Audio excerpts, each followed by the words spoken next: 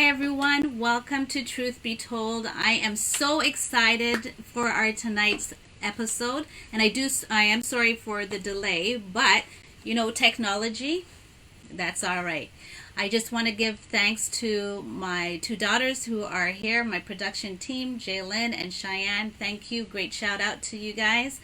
And today we have a wonderful, excellent educated woman, Dr. Nekessa Remy, who's with us tonight. Let's welcome her. Welcome, Dr. Remy. How are you? Doing really well. Thank you so much for having me on today. Good. I thank you so much for joining me, and I'm so excited about our episode. So we're going to just jump right into it because I know time has been spent. Now, we're going to be talking about how to prevent injury while working at home.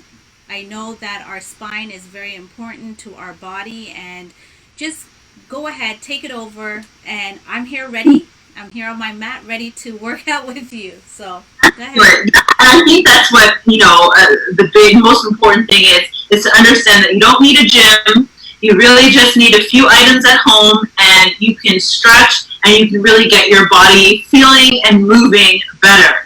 And I would say a lot of my patients nowadays are coming in complaining of feeling stiff and tight because they're not going to the gym. Gyms are closed, or they're working from home, and they don't have the same ergonomics that they do at work, so they're hurting. And with just a few simple household items, we can stretch you out and hopefully get you feeling better. Awesome. I'm looking forward. Awesome. So what I'm going to do is I'm going to start with, and I think some of your audience may already have these items. So what we're going to do is we're going to start with a broomstick. Okay? So hopefully everybody has a broomstick. Yes.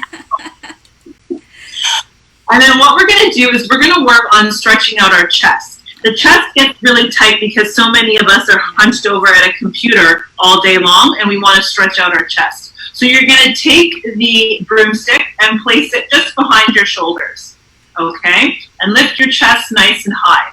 And then from here, we're going to lean to one side as far as we can, and you should feel a stretch on one side, like in the torso. Yeah. Come on. And then do the same thing on the other side. Wow, I can feel that. Yeah. Yeah, you want to take your time with these stretches. They're not meant to be done very fast. They're meant to be done at your own pace. And then another one, just to get some rotation, is now we just rotate to one side, back to center, rotate to the other side. Now I have a question for you. As we do this, will it help us to be able to get our stretch further? Because I find that I'm very tight. I'm not even able to go very far. Yes. Okay.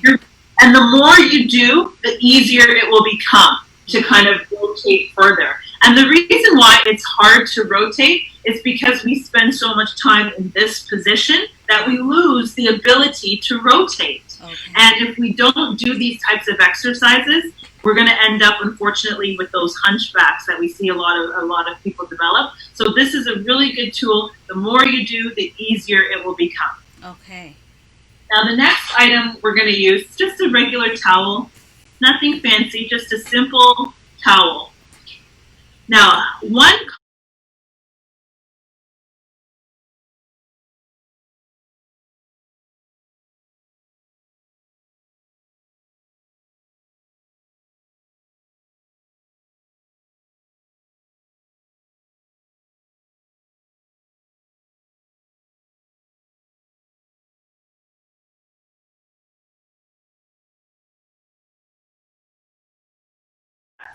So you're going to take a towel, okay? And all we're doing with the towel is you're twisting. Like you're kind of twisting, like water out of a towel. You're just going back and forth. And what you're doing here is you're stretching and strengthening the muscles in the forearm.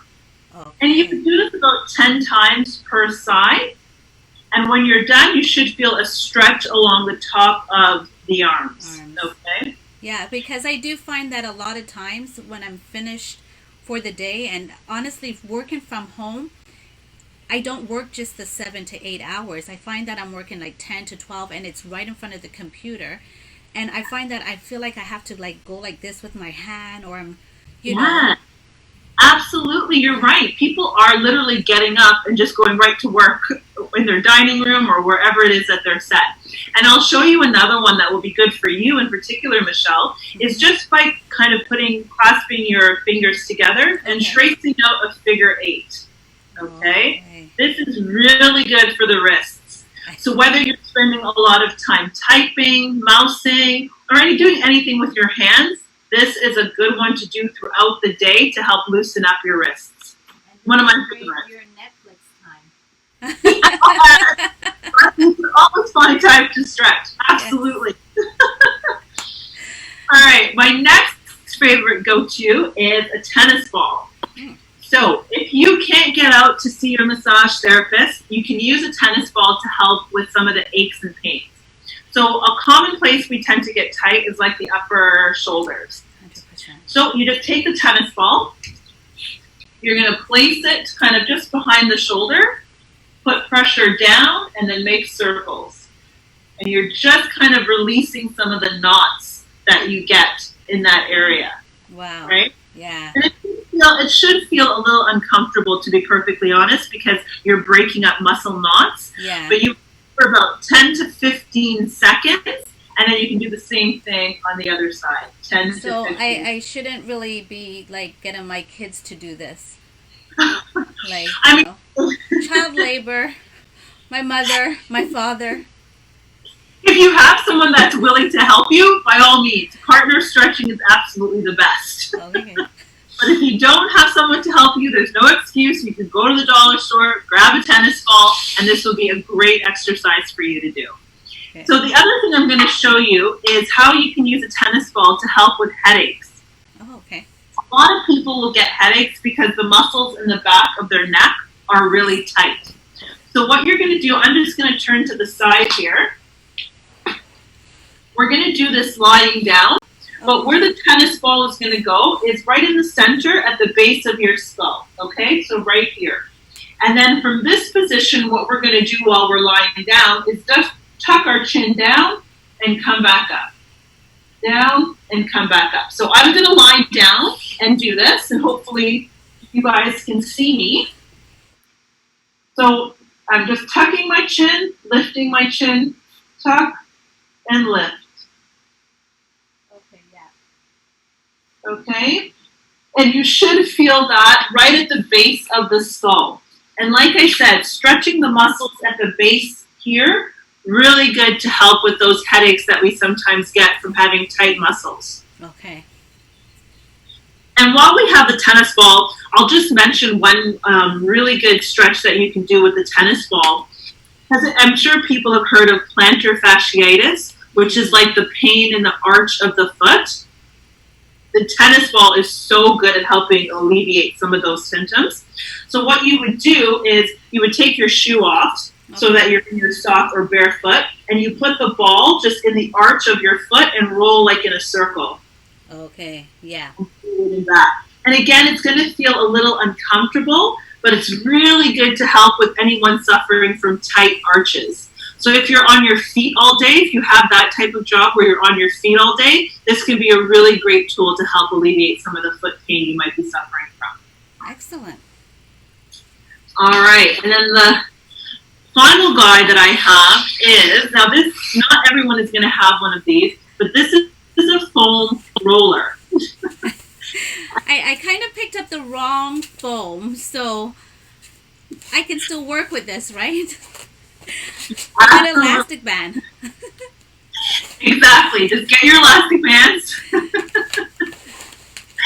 And you've got your own foam roller now. Okay, good. Yeah, if you don't have one, I mean, you can get these at any like sporting goods store. You might be able to find them on Amazon. But I honestly think anyone who spends a lot of time sitting during the day needs to have one of these. Or anyone that does a lot of bending and heavy lifting, you need one of these, okay? So what I'm going to do, I am going to place it here on the floor, Okay. And then I'm just going to lie on it like this. Okay. And then you're going to take your arms out to the side. Okay? And then from this position, you can just bring your arms up and down. And again, you're just opening up the muscles in your chest. Up and down. And then if you want to get really fancy, you can take the legs up, both of them, down and up. Right? And now what I'm doing is I'm working my core muscles as well as balancing and using my low back. Okay. Yeah, so I love this one because there's so many things you can do with this foam roller. There's a million one things you can do. And nowadays, if you just go onto the YouTube, for example, and you Google and you look up foam roller workout, hundreds of videos showing you all kinds of things. Every muscle you could possibly want to stretch, you can do so on the foam roller. Okay. We do have a comment or a question from Facebook. Yeah, definitely. Do you put heat or cold under the arch if you have Plantar fasciitis? Yes. Yes. Yeah, that's a very common question. I would recommend using cold. The reason why I recommend using cold is plantar fasciitis often comes with inflammation of the muscles in the arch. Inflammation is going to respond better to cold. So anytime you suspect that there's inflammation in a joint, in a muscle, use cold, use ice. And never put ice directly on the skin, always wrap it in something. That's important. Right. I've had a lot of patients burn themselves from ice. Yeah. Now, quick question then, for people who suffer with rheumatoid arthritis, what do you recommend as preventatives or to deal with it as well? Now, the thing about rheumatoid arthritis is it can affect almost any joint in the body, from the fingers to the wrists to the knees, the ankles, toes. So it's important to kind of know where your weak spot might be, so that way you can kind of monitor your flare-ups. But rheumatoid arthritis is one of the things that when you do have a flare-up, you definitely want to get treatment. That could be massage therapy, that could be acupuncture. I do a lot of acupuncture with my rheumatoid arthritis patients, and it often comes down to maintenance. So what I try to get my patients to do is to come in like every 4 or 5 weeks, not just when they have a flare-up, but just to kind of help maintain it. But on top of that too, diet is important. Exercise, staying mobile is really, really important. Things like yoga, flexibility training, those are the things you want to spend your time doing to help keep the joints as healthy as you can. Okay. And I know you had something with the spine that you were going to explain to us maybe about our spine. So one of the things I'm going to show you is how to bend properly. So this right here is our spine, well, a small version of our spine. And I'm just going to get a little closer to the camera. In between the spine, you'll see like these little kind of transparent little discs, okay? Those are important because they provide cushioning in our spine. Now, what tends to happen when we bend or when we lift is we compress those discs. And after repetitive compression, those discs lose their hydration.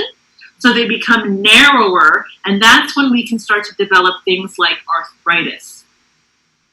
So one important tip that I have is how to bend properly in your low back, okay? And we're gonna use our broomstick to kind of show you how to bend properly. Now you can do this standing. I'm gonna stay kneeling just so that everyone can see me. Okay, you're gonna take your broomstick, one hand behind the head, one hand on your tailbone. And then what I want you to do is you're going to bend. Now, the trick to bending is my lower hand, that hand cannot come up. It has to stay on my tailbone as I bend. That forces me to keep my back straight when I bend. Okay? So every time we bend, we want to make sure that our back is straight, that we're bending at our hips and not in the low back. Because once we start bending in the low back, we run the risk of bothering those discs that I showed you. So learning to bend is a key component for anybody, because we all lift throughout the day. So learning to bend properly is really, really important. Okay. I know we only have a few more minutes because you're such a busy woman, and I do appreciate your time. I know there's a lot of families that used to have the PSWs come in to help with their loved ones, and now we are taking care of our loved ones. And is there any little tips that you can give us to understand the best way to, maybe when we're taking care of them in the bed or lifting or shifting? Any recommendations for that? So definitely practice with the broomstick, the bending one that I just did, but instead of doing it kneeling, stand up and do it. So practice bending through the hips, because that's going to be really important. And then a couple things to keep in mind when you are doing any type of bending or lifting, right? So I'm just going to use, this towel as an example. If I'm going to be having to bend and rotate, I never want to rotate my upper body alone, okay? Because that's going to create a lot of torsion in my back. So what I'm going to do, okay, instead of just rotating my upper body, I'm going to rotate my whole body, okay? Here. And you would do that obviously standing, but never rotate too much at the hips at the low back, because that is the number one cause, or one of the number one causes of low back pain, is that constant rotation, that constant torsion. So always make sure to rotate the whole body. Very, very important. And the other thing too is you want to make sure that you're taking the time to stretch at the end of the day. Areas that you want to stretch are, believe it or not, but your butt muscle. Easy stretch to do, the figure 4 stretch, okay? We cross one leg over, and then we just lean forward slightly, and we're stretching right in the butt, okay? So that's a good one to do. And then the other area that we want to stretch is the front of the hips, because that's another area that gets really tight with a lot of bending. So I'm going to go back to my kneeling position here. Okay. One leg goes in front, and then I'm just going to lunge forward, and you should feel the stretch in the front of the hip here. Yeah, I feel it. Yeah. So those 2 stretches I would recommend doing on a daily basis, because you need to take care of your body. You need to take care of yourself so that you can take care of other people. So doing the stretching in the morning, but particularly at the end of the day, after a day of a lot of lifting, bending, and that kind of stuff, really, really important. Don't wait for when it hurts. Just keep stretching as part of your daily routine. You have to take care of yourself. Great. Well, thank you, Dr. Remy. I really appreciate your time today. This is our 3rd season, and you are episode number 1. And we're doing a series that's talking about the body and our health. And we're just really glad that you were able to share with us some very important tips as to how to take care of our body and how to make sure that we stretch every day. Every day. Thank you so much. We really appreciate you. And we thank everyone for watching Facebook Live with me on Truth Be Told. Again, you'll find her information on our page. Visit her. Make sure you make an appointment. Give her a call. Make an appointment. Get your spine in order. Get your health in order. And I'll see you next week. Thank you for watching. Have a good night.